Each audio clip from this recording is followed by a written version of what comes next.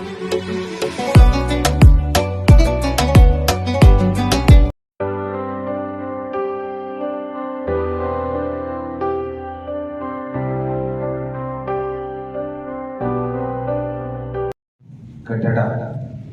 ಬಲಿಷ್ಠವಾಗಿರಬೇಕಾದ್ರೆ 4 ಪಿಲ್ಲರ್ಗಳು ಬೇಕು.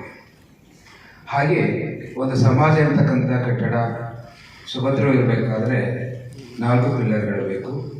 ಆ 4 ಪಿಲ್ಲರ್ಗಳಲ್ಲಿ ತಾವು ಮುಖ್ಯವಾಗಿ ಕಾರ್ಮಿಕರು, ಕೃಷಿಕರು, ಸೈನಿಕರು ಮತ್ತು ಶಿಕ್ಷಕರು, ಈ 4 ಜನರ ಒಂದು ಪರಿಶ್ರಮ ಪ್ರತಿಯೊಂದು ಸಮಾಜದ ಒಂದು ಆರ್ಥಿಕ ಬುನಾದಿಯನ್ನು ಸರ್ವತೋಮುಖ ಏಳಿಗೆ ಆಗಬೇಕಾದ್ರೆ ಈ 4 ವಲಯದ ಕಾರ್ಮಿಕರನ್ನು ನಾವು ತುಂಬ ಗೌರವಿತವಾಗಿ ಕಾಣಬೇಕಾಗುತ್ತೆ. ಮತ್ತು ಅವರ ಒಂದು ಏನು ಶ್ರಮದಿಂದ ಇತರೆ ಜನಗಳು ಜೀವನವನ್ನು ಮಾಡ್ತಾರೆ, ಅವರೆಲ್ಲರೂ ಆ ಒಂದು ಕಾರ್ಮಿಕರ ಬಗ್ಗೆ 4 ವರ್ಗದ ವಲಯದ ಕಾರ್ಮಿಕರ ಬಗ್ಗೆ ತುಂಬ ಕಾಳಜಿಯನ್ನು ವಹಿಸಬೇಕಾಗುತ್ತೆ. ಅದಕ್ಕೆ ಸ್ವಾಮಿ ವಿವೇಕಾನಂದ ಒಂದು ಕಡೆ ಹೇಳ್ತಾರೆ, ಈ ದೇಶದ ದೀನ ದಲಿತರ ತ್ಯಾಗದ ಫಲವಾಗಿ ವಿದ್ಯೆಯನ್ನು ಕಲಿತು ಅವರಿಗಾಗಿ ಮರುಕದ ಪ್ರತಿಯೊಬ್ಬ ವಿದ್ಯಾವಂತನು ವಿಶ್ವಾಸಘಾತಕನೆಂದೇ ಕರೆಯುತ್ತೇವೆ. ಅದರಿಂದ ನಮ್ಮಲ್ಲಿ ಸಂಘಟಿತ ಕಾರ್ಮಿಕರು, ಅಸಂಘಟಿತ ಕಾರ್ಮಿಕರು ಎಂಬತಕ್ಕಂಥ 2 ಗುಂಪಿದೆ. ಸಂಘಟಿತ ಕಾರ್ಮಿಕರು ಬೇಡಿಕೆಗಳನ್ನು ಸಂಘಟನೆ ಮೂಲಕ ಸಂವಿಧಾನದ ಚೌಕಟ್ಟಿನಲ್ಲಿ ಅವರು ಪಡ್ಕೊಳ್ತಾರೆ. ಆದರೆ ಅಸಂಘಟಿತ ಕಾರ್ಮಿಕರು ಸಂವಿಧಾನದ ಚೌಕಟ್ಟಿನಲ್ಲಿ ಅವರು ಸಂಘಟಿತ ಕಾರ್ಮಿಕರಾಗದೆ ಇದೇ ಇರೋದ್ರಿಂದ ಅವ್ರಿಗೆ ಯಾವುದೇ ರೀತಿಯ ವೇತನ ಭತ್ಯೆಗಳು ಸೌಲಭ್ಯಗಳು ಸಂವಿಧಾನಾತ್ಮಕವಾಗಿ ಇಲ್ಲದೆ ಇರೋದ್ರಿಂದ ಅಸಂಘಟಿತ ಕಾರ್ಮಿಕರನ್ನು ಸಕ್ರಿಯಗೊಳಿಸಬೇಕಾದ್ರೆ, ಅವರ ಸಮೃದ್ಧಿಗೊಳಿಸಬೇಕಾದ್ರೆ ಸರ್ಕಾರ ಹಲವು ರೀತಿಯ ಯೋಜನೆಗಳನ್ನು ಜಾರಿಗೆ ತಂದಿದೆ. ಆ ಯೋಜನೆಗಳನ್ನು ಲಾಭವನ್ನು ಪಡ್ಕೊಳ್ಬೇಕಾದ್ರೆ ಈಗ ಉದ್ಘಾಟನಾ ಭಾಷಣದಲ್ಲಿ ಮಿತ್ರರು ಹೇಳಿದಾಗೆ ಯಾರ್ಯಾರು ಈ ಅಸಂಘಟಿತ ಕಾರ್ಮಿಕ ವಲಯದಲ್ಲಿ ಬರ್ತಾರೋ ಅವರೆಲ್ಲರೂ ಕಡ್ಡಾಯವಾಗಿ ಒಂದು ಕಾರ್ಮಿಕ ಕಾರ್ಡನ್ನು ಮಾಡಿಸ್ಬೇಕಾಗತ್ತೆ.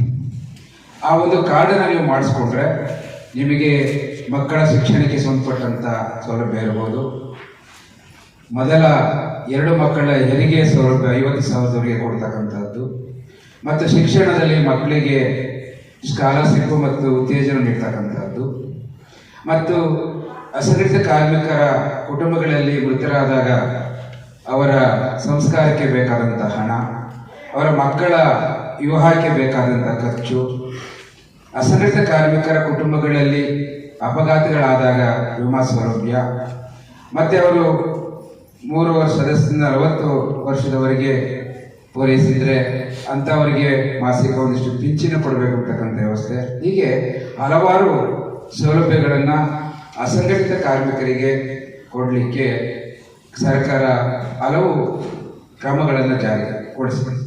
ಅಂಥ ಒಂದು ಕೆಲವು ವಿಷಯಗಳನ್ನು ಇವತ್ತು ನಮ್ಮ ಮುಂದೆ ಸಹಾಯಕ ಸರ್ಕಾರ ಅಭಿಯೋಜಕರು ಯಾರ್ಯಾರು ಅಸಂಘಟಿತ ಕಾರ್ಮಿಕ ವಲಯದಲ್ಲಿ ಬರ್ತೀರಿ ಅವರಿಗೆ ಸರ್ಕಾರದ ಏನೆಲ್ಲ ಸೌಲಭ್ಯಗಳಿದೆ ಅವುಗಳನ್ನ ಪಡ್ಕೊಳ್ಬೇಕಾದ್ರೆ ತಾವು ಹೇಗೆ ಎಲ್ಲಿ ಏನು ಮಾಡಬೇಕು ಎಂಬುದ್ರ ಬಗ್ಗೆ ಅರಿವು ಮೂಡಿಸ್ತಕ್ಕಂಥ ಒಂದು ಕಾರ್ಯಕ್ರಮ ಇದಾಗಿದೆ.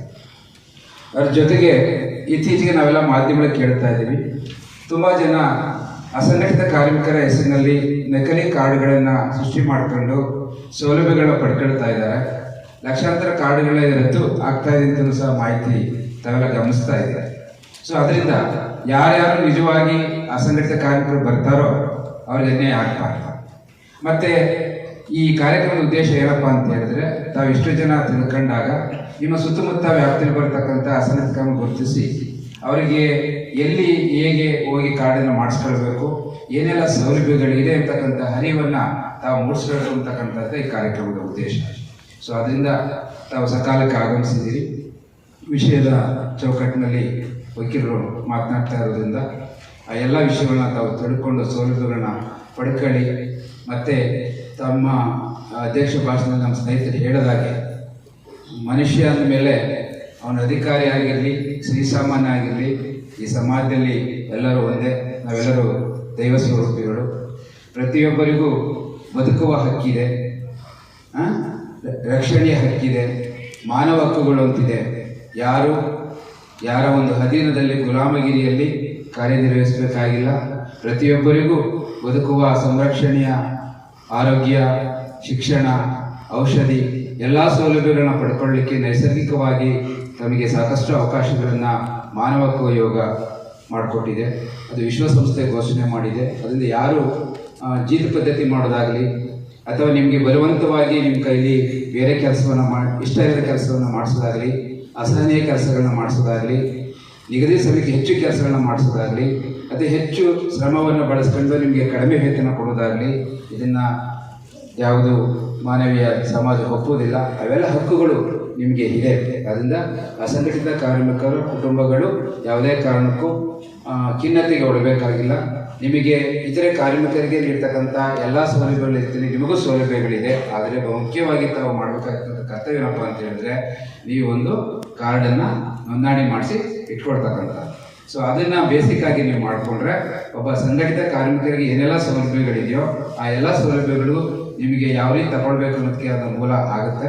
ಸೊ ಅದನ್ನು ಕಡ್ಡಾಯವಾಗಿ ಯಾರು ಮಾಡಿಸಿಲ್ಲ ಅವರಿಗೆ ಮಾಡಿಸಲಿಕ್ಕೆ ತಾವೆಲ್ಲ ಅರಿವು ಮೂಡಿಸಿ ಅಂತ ಹೇಳ್ತಾ ಈ ಒಂದು ವಿಷಯದ ಬಗ್ಗೆ ಮಾತನಾಡಲಿಕ್ಕೆ ಅವಕಾಶ ಮಾಡಿಕೊಟ್ಟಂತ ವೇದಿಕೆ ಮೇಲೆ ಎಲ್ಲ ಗಣ್ಯರಿಗೂ ತಮ್ಮಗಳಿಗೆ ನಾನು ಅಭಿನಂದನೆಗಳು.